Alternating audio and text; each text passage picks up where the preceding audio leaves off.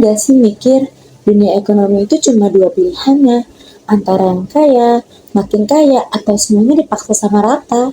Nah, Indonesia punya cara yang lebih asik. Namanya ekonomi Pancasila, kedengaran berat ya. Tenang, sebenarnya ini tentang kita semua kok. Yuk kita bahas. Ekonomi itu bukan cuma soal angka di berita atau grafik saham yang naik turun. Di ekonomi Pancasila, yang paling penting itu orangnya, bukan cuma duitnya. Kita nggak mau dong maju tapi sikut-sikutan. Di sini, kita dagang pakai hati, menghargai sesama, dan nggak boleh ada yang dieksploitasi kayak robot. Singkatnya, kita cari untung, tapi tetap manusiawi. Nah, biar ekonomi kita jalan, ada tiga nih pemain hebat. Yang pertama koperasi. Ini jagonya kita. Dari kita, oleh kita, buat kita. Kompak banget loh. Yang kedua, BUMN. Tugasnya mengurus hal penting buat rakyat. Kayak listrik dan bensin, biar gak dimonopoli segelintir orang. Yang ketiga, swasta. Mereka bikin inovasi dan buka banyak lapangan kerja. Kalau ketiganya kompak, Indonesia bakal makin keren. Kuncinya cuma satu, gotong royong. Di pasal 33 UUD kita, dibilang kalau ekonomi itu usaha bersama. Ibaratnya, sumber daya alam kita, kayak air dan tambang, itu punya rakyat banyak, bukan punya si bos doang. Hasilnya, harus bisa dirasain sama semua orang, sampai ke pelosok desa, bukan cuma di kota besar aja. Masalahnya sekarang, sistem ekonomi modern sering bikin kita lupa sekitar. Yang besar makin besar, yang kecil sering gak kelihatan.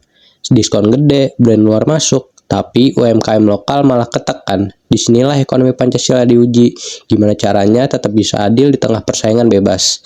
Kita boleh bersaing, tapi jangan sampai saling matiin. Ekonomi Pancasila juga nggak anti teknologi ya.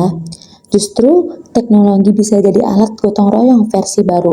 UMKM sekarang bisa jualan online. Petani bisa langsung ketemu pembeli tanpa banyak perantara. Selama tujuannya buat pemerataan dan kesejahteraan bareng, itu tetap Pancasila. Terus, kita ngapain? Hal kecil tapi berdampak. Pilih beli produk lokal, dukung usaha teman sendiri, nggak nipu, nggak main harga. Ekonomi Pancasila itu hidup bukan karena teori, tapi karena kita jalanin. Kalau anak mudanya peduli, sistem ini nggak bakal cuma jadi slogan. Indonesia itu unik. Kita negara kepulauan, budayanya beda-beda. Kondisi ekonomi tiap daerah juga nggak sama. Sistem ekonomi yang cocok di negara lain belum tentu bisa jalan di sini.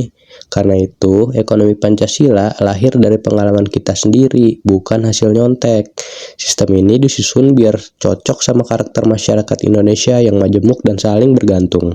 Penting juga dipahami, ekonomi Pancasila itu bukan rumus yang kaku, yang mengatur semua hal sampai detail. Ini lebih kayak kompas, ngasih arah kemana ekonomi kita harus dibawa. Mau pakai teknologi apa, model bisnis apa, boleh. Asal arahnya tetap kesejahteraan bersama, bukan keuntungan sepihak. Jadi fleksibel, tapi tetap punya pegangan. Seringkali ekonomi Pancasila dianggap gagal. Padahal kalau ditelusuri, yang bermasalah bukan konsepnya, tapi cara jalaninnya. Nilainya ada, aturannya ada, tapi nggak selalu diterapkan dengan konsisten. Nah, sebelum nyalain sistemnya, kita perlu lihat apakah nilai-nilai ini benar-benar dijalankan di lapangan. Yang sering kita salah paham, ekonomi Pancasila itu dikira cuma urusan negara dan kebijakan besar. Padahal sistem ini justru hidup dari kebiasaan kecil. Cara kita beli barang, cara kita jual, cara kita bersikap adil ke orang lain. Ketika kita milih jujur, nggak curang, dan nggak nyari untung dan ngerugiin orang lain, di situ ekonomi Pancasila sebenarnya lagi jalan. Jadi, bukan nunggu sistem berubah dulu, tapi dimulai dari sikap kita sendiri. Kedepan ekonomi Indonesia bakal terus berkembang. Teknologi makin canggih, persaingan makin ketat. Pertanyaannya tinggal satu, mau dibawa ke arah mana? Kalau kita cuma ngejar untung tanpa peduli sekitar, kita mungkin maju cepat tapi rapuh. Tapi kalau kita pegang nilai ekonomi Pancasila, kita bisa tumbuh lebih pelan, tapi lebih kuat. Karena ekonomi yang sehat itu bukan cuma yang besar, tapi yang adil dan bisa bertahan lama. Jadi ekonomi Pancasila itu simpelnya Kita pengen maju. kita pengen canggih, tapi nggak mau ninggalin siapapun. Kita bangun ekonomi yang ada jiwanya. Jadi mulai sekarang, yuk kita dukung produk lokal. Karena di ekonomi Pancasila kita suksesnya bareng-bareng. Gua Muti, Gue Faruk. Gue Alin. Cabut dulu ya. One is the loneliest number that you'll ever do.